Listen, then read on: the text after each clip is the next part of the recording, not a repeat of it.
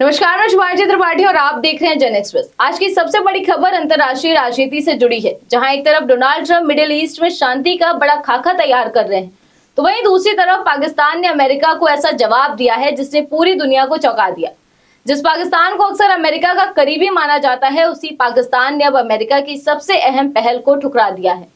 सवाल उठता है कि आखिर ऐसा क्या हुआ कि पाकिस्तान ने इतना बड़ा फैसला लिया और क्या इससे अमेरिका पाक रिश्तों में दरार आ सकती है। दरअसल मामला जुड़ा है अब्राहम एकॉर्ड से, जो साल 2020 में अमेरिका की मध्यस्थता में हुआ एक ऐतिहासिक समझौता है।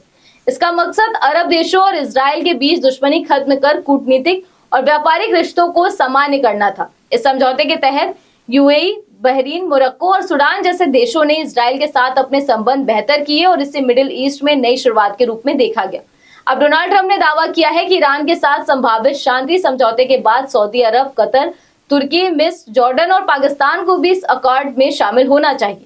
उन्होंने ये भी कहा कि इस सिलसिले में उनकी बात पाकिस्तानी सेना प्रमुख असीम मुनीर से हुई है। हालांकि कहानी में असली मोड़ तब आया जब पाकिस्तान के रक्षा मंत्री ख्वाजा आसिफ ने ट्रंप के इस दावे को पूरी तरह खारिज कर दिया।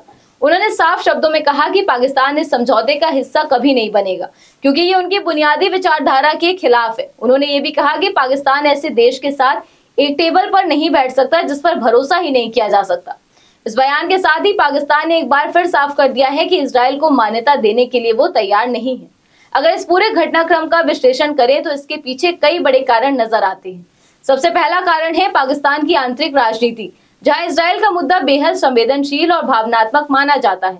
ऐसे में कोई भी सरकार इस मुद्दे पर नरम रुख अपनाकर राजनीतिक जोखिम नहीं लेना चाहेगी। दूसरा कारण वैचारिक है, क्योंकि पाकिस्तान खुद को एक इस्लामिक राष्ट्र के रूप में देखता है और फिलिस्तीन के मुद्दे पर उसकी नीति हमेशा से इजराइल के विरोध में रही है। तीसरा पहलू यह है कि पिछले कुछ वर्षों में पाकिस्तान अमेरिका से दूरी बनाकर चीन के करीब हुआ है, जिससे ये साफ संकेत मिलता है कि अब वो हर अमेरिकी दबाव के आगे झुकने को तैयार नहीं है। चौथा और अहम कारण ईरान फैक्टर है, क्योंकि अब्राहम अकॉर्ड्स का एक बड़ा उद्देश्य ईरान को संतुलित करना भी है, जबकि पाकिस्तान ईरान के साथ अपने संबंध खराब नहीं करना चाहता। इस पूरे घटनाक्रम के बड़े मायने हैं। पाकिस्तान का ये फैसला सिर्फ एक इनकार नहीं है, बल्कि ये मिडिल ईस्ट की बदलती राजनीति का संकेत भी है। इससे ये साफ होता है कि अमेरिका की पकड़ पहले जैसी मजबूत नहीं रही।